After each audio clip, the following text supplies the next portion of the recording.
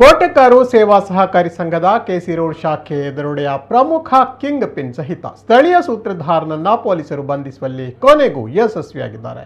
ಪ್ರಮುಖ ಆರೋಪಿ ಬಂಟ್ವಾಳ ತಾಲೂಕಿನ ಕನ್ಯಾನ ನಿವಾಸಿ 69ರ ಹರೆಯದ ಭಾಸ್ಕರ್ ಬೆಲ್ಚಪ್ಪಾಡ ಯಾನೆ ಶಶಿ ತೇವರ್ ಮತ್ತು Ullal taluk Talapady KC road Shaj cottage ನಿವಾಸಿ ಮೊಹಮ್ಮದ್ ನಜೀರ್ ಇದೀಗ ಬಂಧಿತರಾದ ಆರೋಪಿಗಳು. ಇದರೊಂದಿಗೆ ಬಂಧಿತರ ಸಂಖ್ಯೆ 6ಕ್ಕೇರಿದ್ದು ಇನ್ನೂ 3 ಆರೋಪಿಗಳ ಬಂಧನಕ್ಕೆ ಬಾಕಿ ಇದೆ.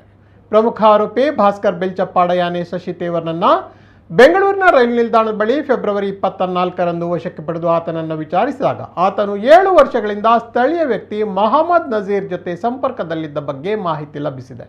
ಮೊಹಮ್ಮದ್ ನಜೀರ್ ಈ ಸಹಕಾರಿ ಸಂಘದ ಬಗ್ಗೆ ಸಮಗ್ರ ಮಾಹಿತಿಯನ್ನು ಒದಗಿಸಿ ದರೋಡೆಗೆ ಸಹಕರಿಸಿದ್ದ. ಆತನನ್ನು ಕೆಸಿ ರೋಡಿನ ಆತನ ಮನೆಯಿಂದ ಫೆಬ್ರವರಿ 25ರಂದು ವಶಕ್ಕೆ ಪಡೆಯಲಾಗಿದೆ.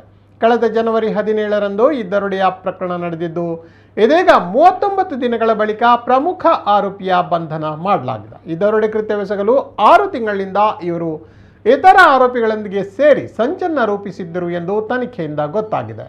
ಆರೋಪಿ ಭಾಸ್ಕರ್ ಬೆಲ್ಚಪ್ಪಾಡ ಸುಮಾರು 25 ವರ್ಷಗಳಿಂದ ಹುಟ್ಟೂರು ಬಂಟ್ವಾಳ ತಾಲೂಕಿನ ಕನ್ಯಾನವನ್ನು ಬಿಟ್ಟು ಮುಂಬೈನಲ್ಲಿ ವಾಸವಾಗಿದ್ದು, ಆತನ ವಿರುದ್ಧ ಬೇರೆ ಬೇರೆ ಪೊಲೀಸ್ ಠಾಣೆಯಲ್ಲಿ ಡಕಾಯಿತಿ, ಸುಲಿಗೆ, ಶಸ್ತ್ರಾಸ್ತ್ರ ಕಾಯ್ದೆಯಡಿಯಲ್ಲಿ ಪ್ರಕರಣವನ್ನು ದಾಖಲಾಗಿವೆ.